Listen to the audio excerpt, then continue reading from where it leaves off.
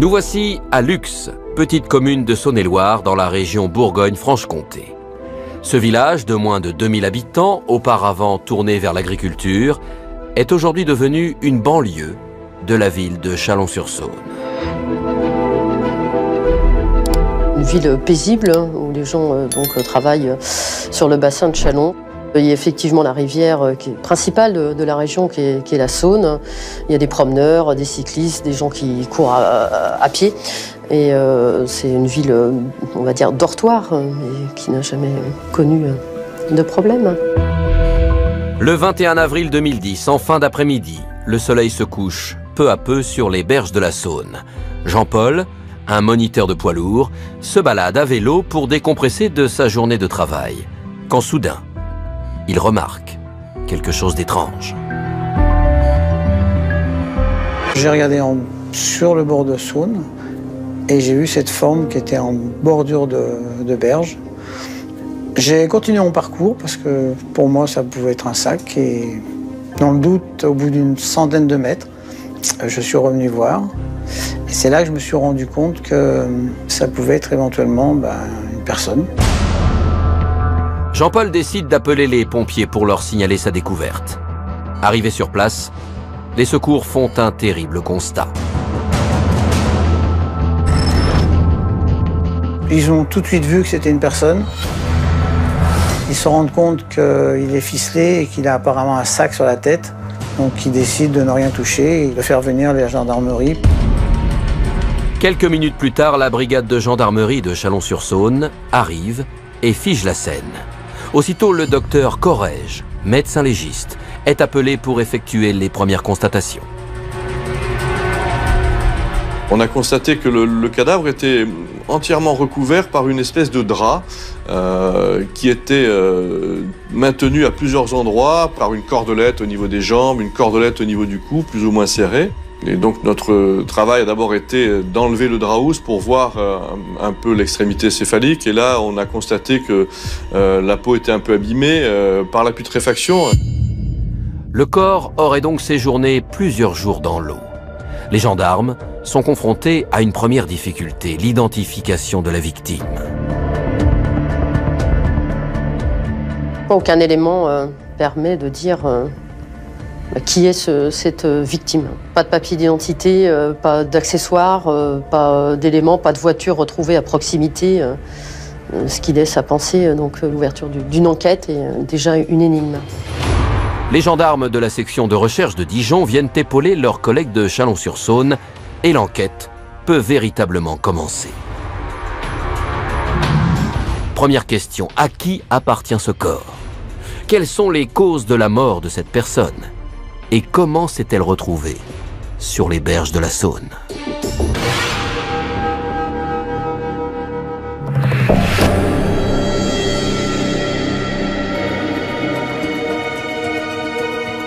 Au centre hospitalier de Chalon-sur-Saône, le lendemain de la découverte du corps, le docteur Corrège débute l'autopsie.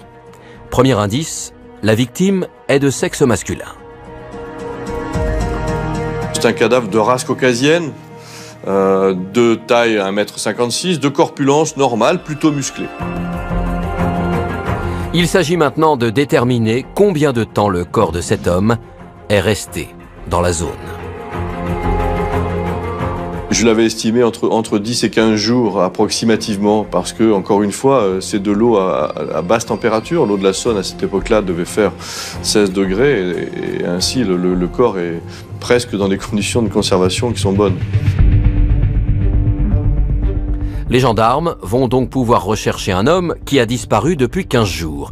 Et ce n'est pas le seul indice délivré par l'examen du corps. On observe en partie antérieure gauche la présence d'un tatouage polychromique. Ce tatouage est une fleur avec un cœur et gravé en dessous un prénom de femme.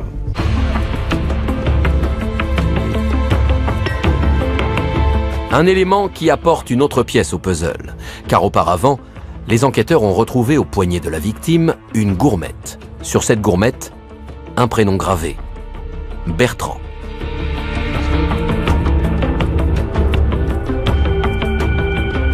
Ce qui est intéressant, c'est que le tatouage, et en particulier le prénom féminin que l'on va retrouver, et également le prénom retrouvé gravé sur la gourmette de l'individu vont donner des indications à la gendarmerie afin de rechercher l'identité de la victime.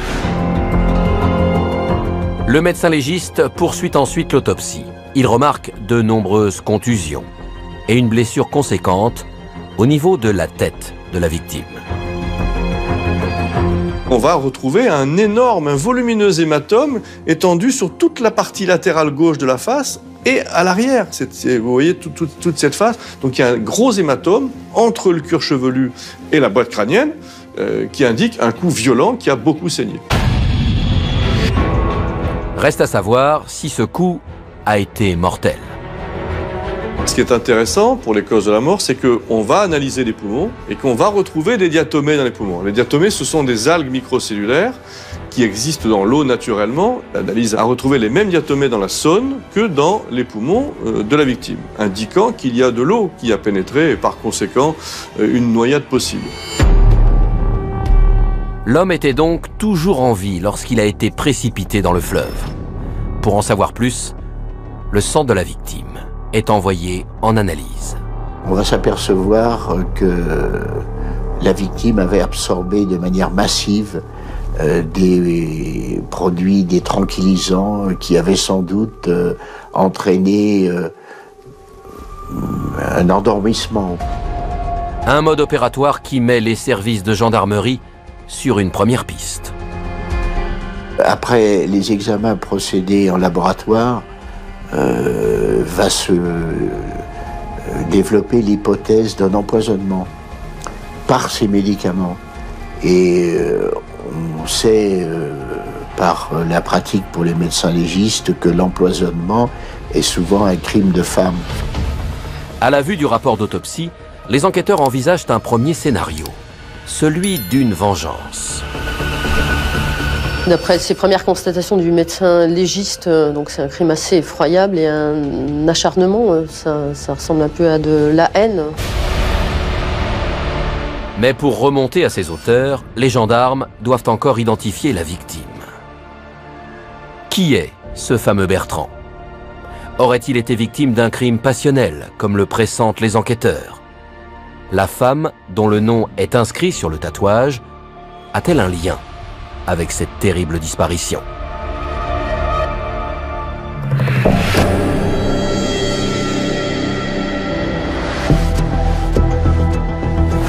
À la gendarmerie de Chalon-sur-Saône, une fastidieuse enquête débute. Malgré l'autopsie, l'identité de la victime reste une énigme. Les enquêteurs ne disposent que d'un prénom, Bertrand. Les gendarmes vont rechercher dans leurs fichiers des empreintes digitales, aucune trace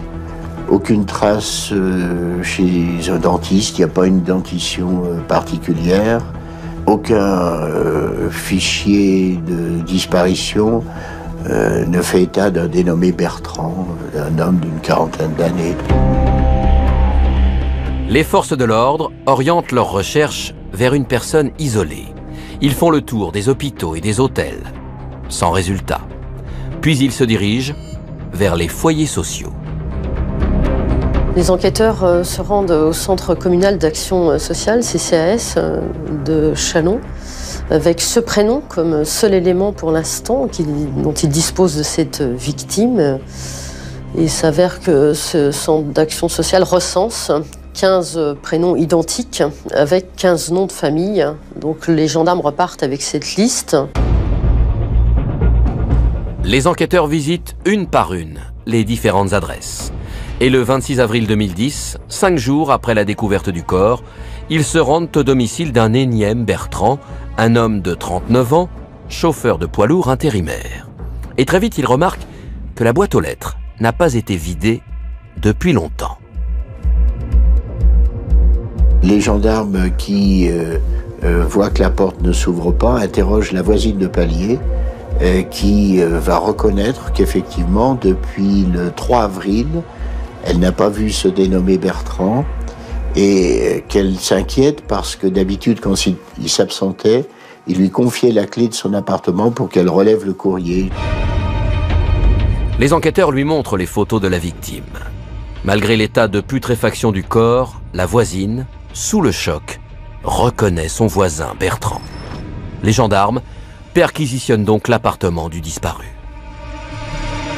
Ils pénètrent dans son domicile, ils vont prélever des brosses à cheveux, brosses à dents pour essayer de récupérer de l'ADN et pouvoir le comparer avec les tissus qu'on aura prélevés lors de l'autopsie. Les résultats tombent, Bertrand est bien la victime retrouvée dans la Saône. Et contre toute attente, l'homme a une famille. Mais celle-ci se trouve à Bourges, à plus de 250 km de là. Les gendarmes décident donc d'informer son ancienne compagne, la mère de ses 2 filles, que nous appellerons Corinne. On m'a dit que Bertrand était décédé. C'était vraiment un moment de douleur parce que je comprenais pas. Je comprenais pas pourquoi, mais pourquoi lui? Si Corinne est surprise, c'est parce que Bertrand était apprécié de tous. C'était un bon vivant. C'était une personne qui était très gentille, qui faisait trop confiance aux gens, mais il avait toujours le cœur sur la main. Ce chauffeur de poids lourd de 39 ans a vécu de belles années à Bourges auprès de Corinne et de leurs 2 filles. Mais Bertrand avait aussi une mauvaise habitude qui va malheureusement mettre fin à leur histoire. Il buvait beaucoup et un jour j'en ai eu marre et je suis partie. Parce que c'était trop, quoi. Il se laissait trop entraîner en fait par les copains et moi je pouvais plus. Une séparation que Bertrand ne parvient pas à accepter. Pour me prouver en fait qu'il changeait et puis qu'il voulait me récupérer, il s'était fait faire un tatouage, donc une rose avec un cœur avec inscrit mon prénom dedans. Mais Corinne reste sur sa position et en 2002, Bertrand quitte la région de Bourges pour s'installer à Chalon-sur-Saône, où il a été muté. Il y rencontre alors sa 2e compagne, avec laquelle il a également une fille. Mais très vite, ces vieux démons refont surface. Il est décrit aussi comme étant parfois violent et une violence qui serait liée à une alcoolisation excessive. Après 2 ans de relation, une nouvelle fois, Bertrand se retrouve seul. Durant 5 ans, malgré quelques visites de ses enfants, ce père de famille finit par s'isoler définitivement de ses proches.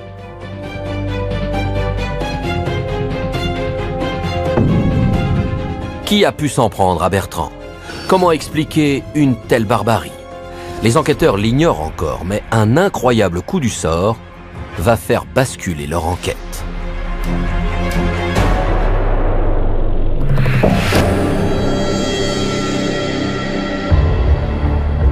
À Chalon-sur-Saône, les gendarmes décident de retracer l'emploi du temps de Bertrand pour découvrir à quel moment l'homme de 39 ans s'est volatilisé. Les gendarmes vont interroger l'employeur qui va déclarer qu'à partir du 6 avril, il ne s'est plus présenté à son travail, ce qui n'était pas une habitude, parce que chaque fois qu'il était absent, il prévenait. Et les relevés téléphoniques font apparaître un dernier appel téléphonique le 3 avril. Bertrand a donc disparu durant le week-end du 3 au 6 avril. Les gendarmes ne retrouvent pas de traces de son véhicule, une Renault 21 grise. Ils entrent donc son immatriculation dans la base de données des voitures recherchées. 2 jours après coup de théâtre, les enquêteurs sont informés par des collègues, des gendarmes de Chagny, qu'un accident de circulation s'est produit en région chalonnaise, à Champforgeuil, impliquant une Renault 21 de couleur grise. Au téléphone, les gendarmes leur expliquent qu'une voiture correspondant à leur signalement a effectué une sortie de route à 17 minutes de Chalon-sur-Saône. Et selon les premiers témoins, les occupants du véhicule ont eu une étrange attitude. Les témoins de l'accident vont se présenter immédiatement sur le lieu de l'accident pour aider les passagers à sortir de ce véhicule qui est occupé par 2 femmes. ces deux personnes refusent catégoriquement qu'on prévienne les gendarmes ou un dépanneur. Mais les témoins appellent malgré tout la gendarmerie de Chagny. Sur place, les forces de l'ordre effectuent les premières constatations auprès des deux passagères de la voiture accidentée. Nathalie, 42 ans, et Chloé, 41 ans. Les deux femmes semblent pressées de partir. Effectivement, ils vont contrôler le papier du véhicule et puis les interroger. Ils vont effectivement aussi examiner le véhicule. Et là, ils vont s'apercevoir assez rapidement que les plaques ont été maquillées. Après vérification, la plaque correspond bien à la voiture de Bertrand. Immédiatement, les gendarmes préviennent leurs collègues de Chalon-sur-Saône qui décident de s'intéresser au profil de la conductrice, Nathalie.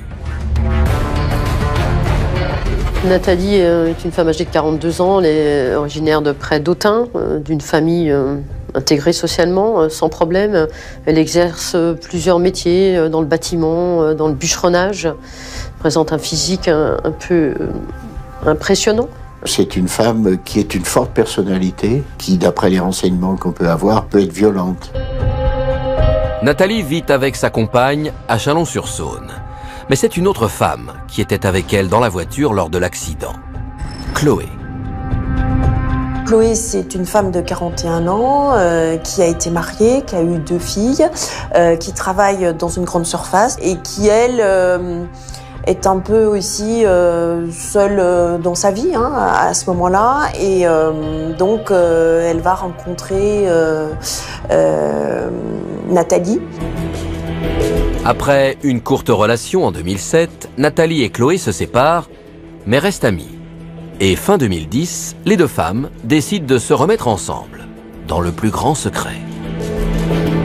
On ressent que c'est Nathalie qui est dominante, c'est-à-dire que Chloé voilà, la suit. La suit.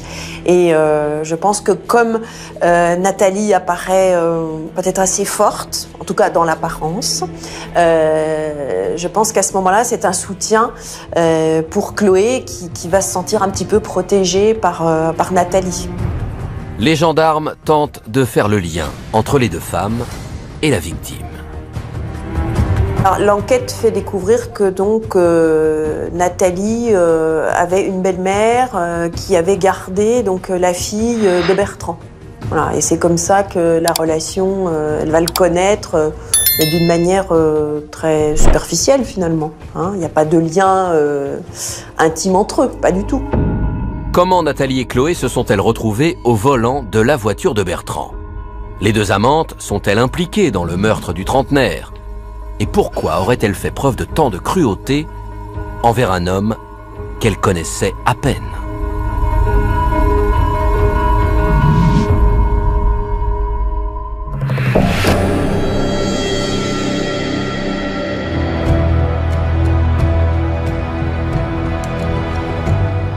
À la gendarmerie de Chalon-sur-Saône, Nathalie et Chloé sont placées en garde à vue et interrogées sur la façon dont elles ont récupéré la voiture de Bertrand, retrouvée inerte dans la Saône.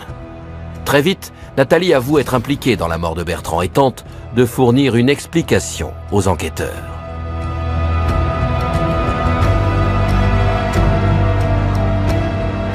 Bertrand aurait participé ou assisté sans intervenir, on ne sait pas trop, à un viol collectif dont elle aurait été la victime. Il y a, en tout cas, un certain nombre d'années en arrière, elle aurait été adolescente. Nathalie aurait donc souhaité se venger. Face aux enquêteurs, elle livre sa version des événements. Le 3 avril, Nathalie dit avoir appelé sa compagne et elle l'a éloignée en lui demandant d'aller passer le week-end chez ses parents. Et elle demande à Chloé de venir le soir car elle a invité Bertrand à venir prendre l'apéritif à Chalon dans son appartement. Mais il ne s'agit pas d'une simple soirée entre amis. Nathalie et Chloé ont une idée derrière la tête. Elles écrasent des comprimés d'antidépresseurs dans le verre de Bertrand pour l'endormir. Puis, à la nuit tombée, l'homme de 39 ans arrive à l'appartement et le piège se referme sur lui. Elle va prétendre qu'il est arrivé déjà éméché et qu'après avoir absorbé sa boisson mortelle, il ne va pas perdre conscience, mais qu'il va tituber et qu'elle va l'attraper par le col, mais qu'il va, en tombant, heurter le coin du bar. Bertrand, assommé, gît sur le sol. Mais il n'en a pas fini avec ses souffrances. Nathalie va s'emparer d'un pied de biche et va le frapper violemment à la tête. Pensant que Bertrand est mort, Nathalie et Chloé décident de se débarrasser de son corps. Elle l'attache, l'enroule dans un drap, puis le charge dans le coffre de sa voiture, avant de le jeter quelques kilomètres plus loin, dans la Saône. Mais Chloé livre pour sa part une histoire plus sordide encore aux enquêteurs. Avec un verre, avec le fameux cocktail, c'était insuffisant, ils ne s'endormaient pas. Elles ont préparé un deuxième verre, ils ne s'endormaient toujours pas. Nathalie aurait perdu patience, elle lui met un sac plastique sur la tête pour l'étouffer, en lui portant aussi un coup de pied de biche. Malgré ce coup brutal, Bertrand respire encore. Nathalie emploie alors les grands moyens. Nathalie, à un moment, va prononcer cette phrase « il faut qu'on le finisse ». Elle va lui mettre la ceinture de peignoir autour du cou. Elle va tenter de l'étrangler en suspendant donc cette ceinture à la porte de la salle de bain.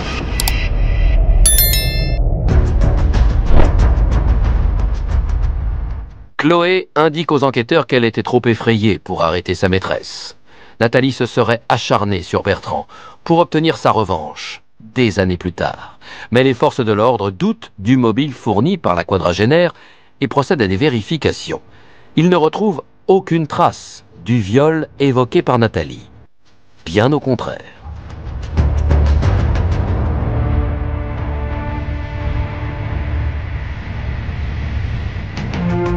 Ils découvrent qu'ils n'ont surtout en fait pas pu se rencontrer, parce que selon les dates qu'elle donne, Bertrand aurait eu 11 ans ou 12 ans.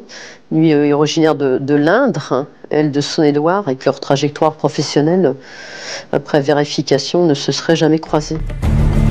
Chloé confirme aux gendarmes qu'il ne s'agit en aucun cas d'une vengeance et leur fournit un mobile bien plus étonnant. Nathalie aurait repéré dans une maison abandonnée un fauteuil qui lui plaisait, et comme le véhicule de Chloé était en panne, elles vont alors imaginer d'emprunter ou de voler la voiture de Bertrand. Et en interrogeant les proches de Nathalie, les enquêteurs s'aperçoivent qu'elle n'en serait pas à son coup d'essai. Selon d'ex-compagnes, elle aurait agi envers des hommes de façon complètement spectaculaire et troublante en les droguant. Déjà, c'est déjà établi, en les droguant pour leur piquer leur carte bleue et leur argent. À l'issue de leur garde à vue, Nathalie et Chloé sont mises en examen pour meurtre et complicité de meurtre.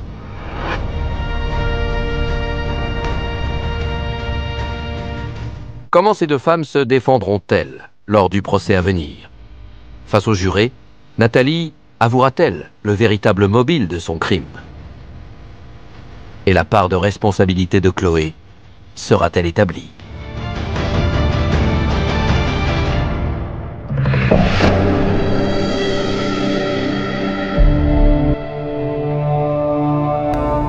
Le 22 mai 2011, un an après la mort de Bertrand, l'affaire connaît un incroyable rebondissement.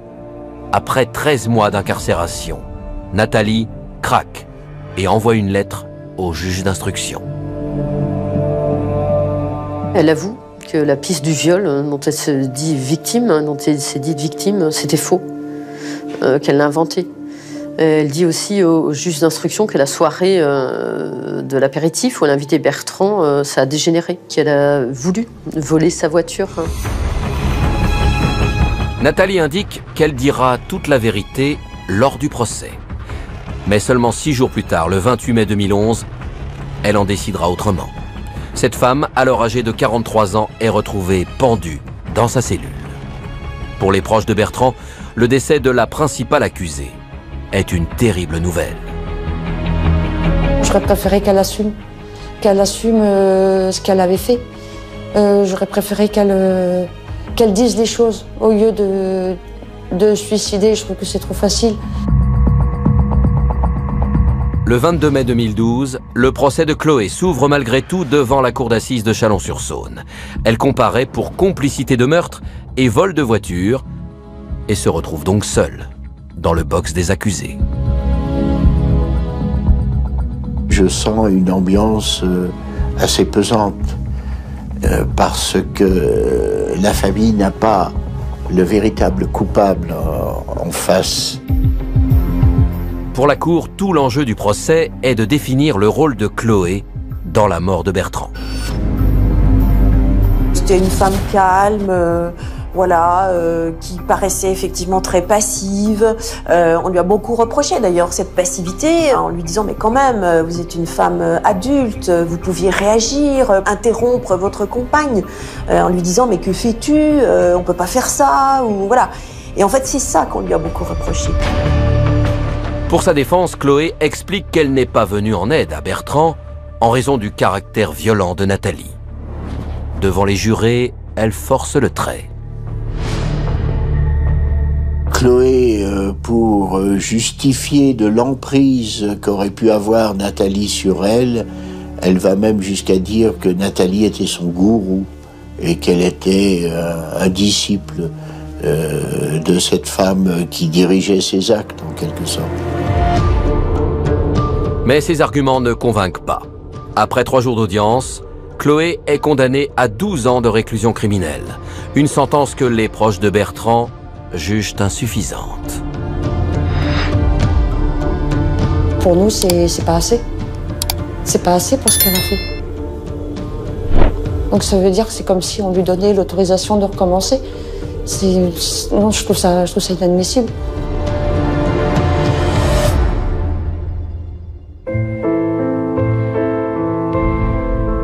À Chalon-sur-Saône, le meurtre de Bertrand a marqué les esprits. Ses proches ne comprennent toujours pas pourquoi il a été tué pour un motif aussi futile. Quant à Corinne, son ex-compagne, elle ne cesse de penser à cet homme qu'elle a aimé et qui était devenu un ami. Je garderai toujours ce souvenir de cet homme qui avait beaucoup de vie, qui se moquait du regard des gens et qui était heureux. C'était vraiment quelqu'un de bien. Et je garderai toujours cette image de cet homme souriant et pétillant qui aimait la vie.